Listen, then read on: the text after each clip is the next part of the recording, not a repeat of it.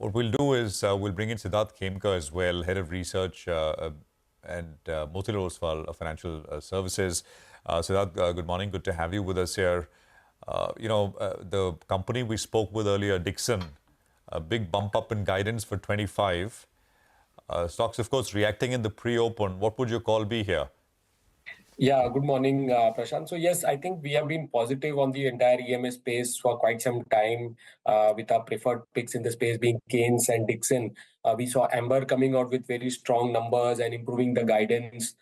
Similar expectation is now from Dixon as well, very strong numbers. The guidance has been improved, so that also kind of makes us positive. So I think with the company getting into more and more products, backward integration, as well as good order book across segments, be it consumer electronics, lighting, home appliances, mobile phones saw significant growth for the quarter, and that is where I think a lot of future growth is forthcoming. So continue to remain positive. I think if even if there is a gap up, think that the company will continue to outperform, and hence, so while our current target price will be met today, we have a 16,000 target price. I think we'll revise that upwards post the results.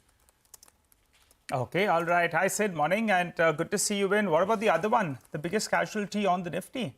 That is IndusInd Bank. Margin compression, asset quality, and Abhishek in his review says it's a miss, on all parameters. Your view on the stock, it's the biggest loser to kickstart trade. Yeah, definitely. I think very weak set of numbers, and you saw PAT down 40%. Key issue was that growth was not there in some of key segments. For example, MFI, it was a miss. Cards, they are seeing sluggish business growth there. And you have provisions which kind of led to the sharp decline in profitability. So I think overall, I reported a weak quarter, higher provisions, lower other income, and slower growth in the high-yielding loan book. That led to, that can be summarized as the quarter gone by. Deposits growth was healthy, NIMs contracted. So I think the microfinance as well as the card business may continue to report some stress in the near term. Slippages are likely to be better than what they done in this quarter, but I think that would remain subdued. So I think in the near term, things doesn't look that great for IndusInd. You have banks in the private banking space which has done much better.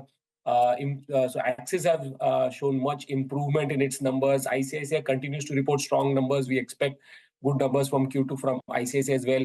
HDFC is showing signs of improvement. So I would focus more on the likes of ICICI, HDFC, and Axis in the private banking space. No, I've got that. By the way, these consumer names, we sort of discussed it quite extensively yesterday and over the last couple of days. Sid, anything you like there? Lots of earnings have also come through. Godrej Consumer, United Breweries, Radico reported numbers, ITC. Yeah, Prashant, I think after a slew of weak numbers, we got some relief from GCPL being in line with estimates. ITC was a kind of mixed with the volume growth a bit subdued. I think, again, not that bad, but again, not that good. GCPL, I think, would be the better of the lots with the good volume growth in India, about 7%, despite the challenges. The new management efforts are paying off with some of the new emerging segments where they are seeing significant growth as well as penetration.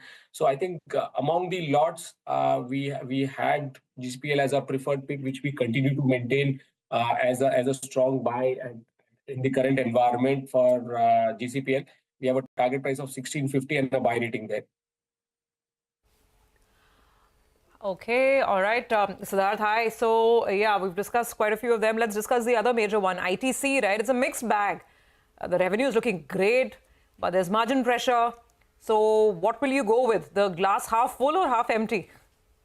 So, I think, yes, after such strong outperformance, it looks like more of glass half empty currently. Not that great set of numbers. To be honest, if you look at the volume growth, that is pretty much subdued in some sense. Cigarette volumes was 3%, expectation of 2 to 3%. FMCG revenue growth was 5.5%. The expectation was 7.8%. Hotels, agri has been doing well, but again, market is looking more at the FMCG business and the cigarette business. Cigarette is pretty stable, but FMCG, which is in line with what some of the other players in the staples business have said. So I think management commentary also highlights subdued demand conditions, especially in the staples business. So I would stay on the sidelines.